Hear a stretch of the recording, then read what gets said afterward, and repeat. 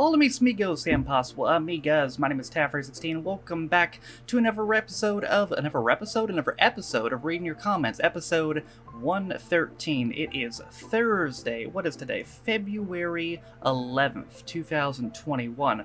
Or maybe it's Wednesday, February 10th, if you're watching this a day early on Patreon. For those of you who don't know, if you're a Patreon on me, you get access to the reaction videos and to reading your comments at least a day early, sometimes more, and you get your name in the description.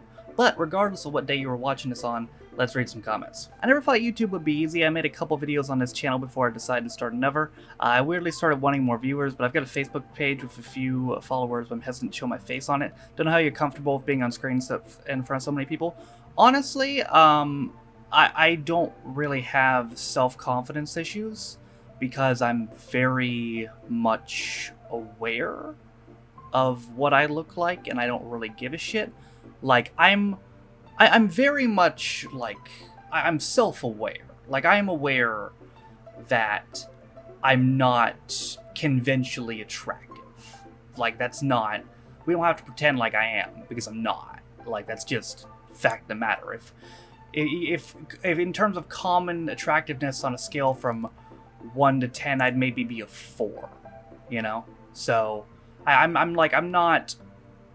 don't really give a shit about my image or what I look like or if people are gonna make fun of me, because it's what I look like, man. You know, it's what I look like. So I think getting past that is a big part of it. Getting used to talking to a camera is another big part of it. Getting used to basically talking to yourself, because technically this is what I'm doing. I'm talking to myself.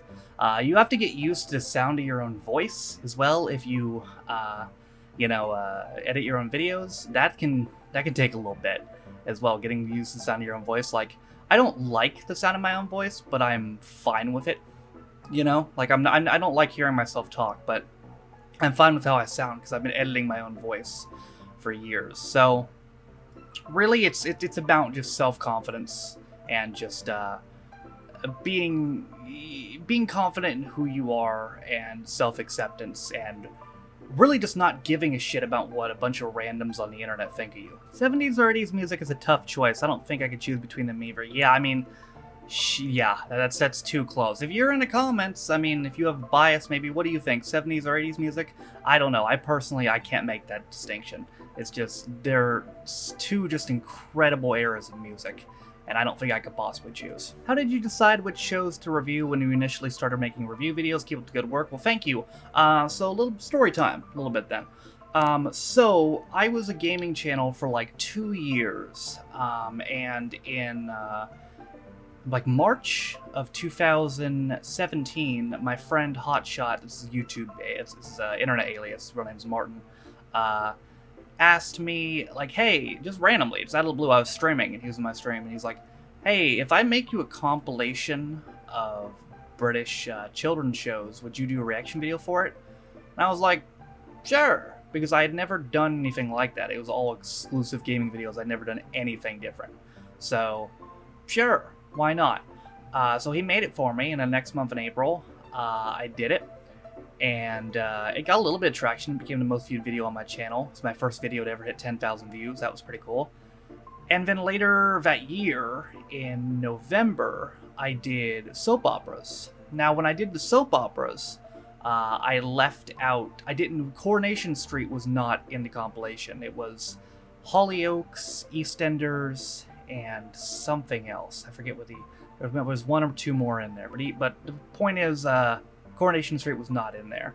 So all the comments were like, why wasn't Coronation Street in there? One of the people to watch the compilation was Rob, who some of you might know. If you look in my description, he's the first link in my description is his channel. Rob saw the video, and he messaged me on YouTube Messenger. That's not a thing anymore, but you used to be able to message people on YouTube. It doesn't exist anymore. They got rid of it at some point in 2018. He messaged me on YouTube Messenger. He's like, hey, if I'd be willing to send you an episode of Coronation Street. And I was like, okay. I was a little bit wary because I hadn't met the guy, but I'm like, okay. And did that. He ended up putting together a couple more compilations for me, including the another children's programs, a couple more children's programs, and another soap operas, and then the commercials. And the commercials is what boomed my channel initially. And then it's developed into now, the stuff I get is like, I'd say it's like a third me, a third him, and a third random members of the community in the drive folder. Maybe like, if I had to guess, maybe, well, if I put in percentage, maybe it's like 65% him, maybe like 30% me, and maybe like, well, no, maybe like 60% him, 25% me, and then 15% other members of the community, I'd say. But basically, he started sending me stuff, and the reason I can get stuff now is because obviously I'm more familiar with a lot of the shows, and I get a lot more suggestions because I have a lot more people on the channel as well. But yeah, that's really how it started with Hotshot and Rob. Any plans to react to Faulty Towers? It's one of the best British sitcoms and one of the few you haven't reacted to. Yeah, surprising I haven't done it yet. It is on the Channel Points request list. I forget who requested it. Was it Yoshi? Let me clarify that. I know it's on the list. Faulty Towers. It's on here somewhere. There he is. Yes, it was Yoshi. So sometime in the next little while here, I'd definitely like to get to that. What are you going to do for the 40th anniversary of the first episode of Only Fools and Horses later this year? Maybe I'll watch the first episode later this year. What is that exact date? Let me know. Great video, sorry to ask, but can you please continue reacting to Bad Education? It's one of my favorites. You know, it's funny. I'd say that's likely because, as some of you know, Father Ted is coming to an end. After the episode that comes out this month, we will have 4 left. So we will finish it in April. And I gotta admit, I was nervous. I've been nervous because Father Ted has been a rock for this channel. Like, it has been a rock. Like, whenever my channel was in an upswing or a downswing, I could upload Father Ted and it would guarantee to do well. So I gotta admit, I was, taking away a rock like that is nerve-wracking. It was like when I finished In-Betweeners for the first time, but then I followed up with Father Ted. So I was like, fuck, I'm taking my rock away. What the hell do I do now?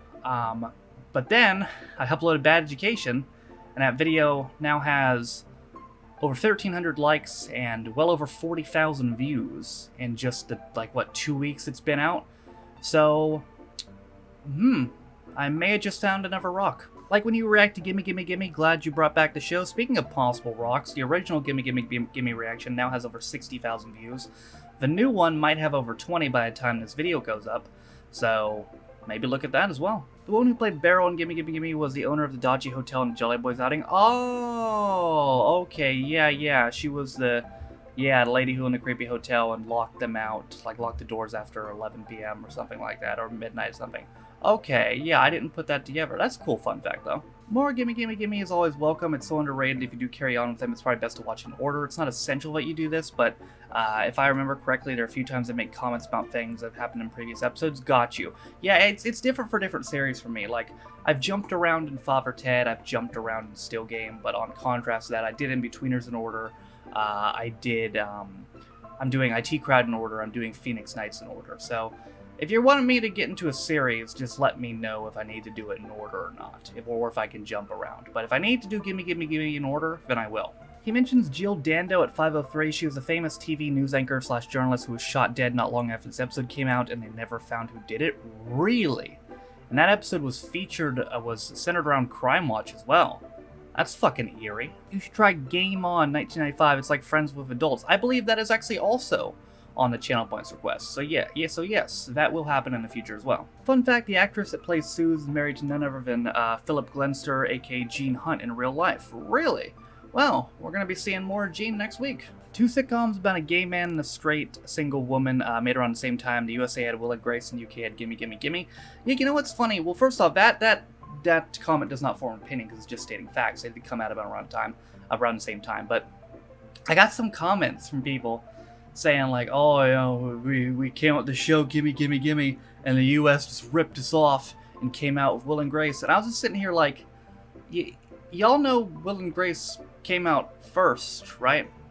Like, we're aware of that. Will and Grace came out 4 months before. They came out around the same time, but Will and Grace didn't rip nothing off. It came out first. And now it's time for a new episode of Conflicting Opinions. Let's start with the IT crowd pineapple pizza debate. First up, the only way to eat pizza is with pineapple on it, immediately followed by, pineapple on pizza is the work of the devil. Not just a normal devil, but the really bad devil. The one the normal devil is scared of. This has been our week's edition of Conflicting Opinions. What are your feelings on pineapple pizza? Satan or not Satan? Or super bad Satan? Let me know. My favorite episodes of IT Crowd so far have been the work outing and the one with Peter File. Peter File was the dinner party, I believe, and I agree. People have told me there's some really good episodes in the later series, but I gotta say, it's gonna take something real good to beat the work outing, because that episode was so fucking funny. You should react to more Gavin and Stacy. The whole series is really good and I think you enjoy it. I agree, that is on the ticket for this month. We will be doing episode 2 before the month ends. Fun fact, the arsonist with the cigar in Phoenix Nights is actually related to Paul McCartney. Well, goddamn, one of them fucking wrote kick-ass music, the other burned down Phoenix Club. That's a contrast. And now it's time for another episode of Conflicting Opinions. This one concerning Series 2 of Phoenix Nights. We starts with, I actually think Series 2 is even funnier. You'll love it. Immediately followed by, fair warning, Series 2 isn't good. Series 1 of Phoenix Nights is untouchable, and there's still some terrific moments in Series 2, while the stuff with the Asian chefs particularly has not aged well. I will keep that in mind. Thank you. What I will again defer to you. What is your opinion, albeit maybe conflicting? Do you like Series 2 better? Do you like it not so better? Do you think it's good? Do you think it isn't? Let me know. Also, to add on to that, what do you think about Max and Patty? Because I didn't pull one for that, but I got some conflicting opinions on Max and Patty as well. Some people think it's great, some people think it's shit. What do you think? Let me know. Great video, will you be continuing that Peter K thing? You know, maybe. Because I did 3 episodes of it, and I kind of figured I was done after that. But then I started to think, you know, there's only 7 episodes of this total. I might as well just finish it. And that's kind of what I'm leaning towards right now. I might as well just finish it.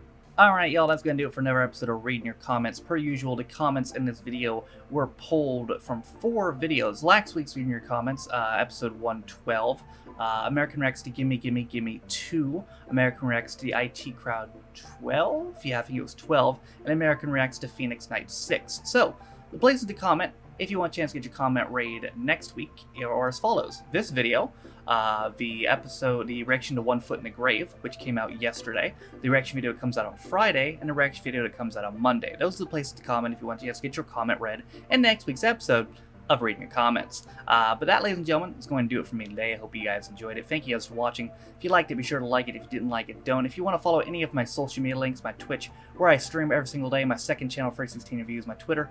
If you want to follow me, my Patreon, if you want to support me, or my daily motion, my VO, all those things are down in the description down below. Again, thank you to all 60 of my Patrons, currently named in the description if you can't support me and my channel. For those of you who don't know, you can be a patron on me for $1 or £1. You get access to the reaction videos or to read your comments at least a day early, sometimes more, and you get your name in the description. Also in the description is linked to community Reddit, as well as the daily schedule, as well as the Twitch VODs channel. For all that being said, though, my name is Tafford's Team. It's been another episode of Reading Your Comments, and I'll see you guys next time. Bye.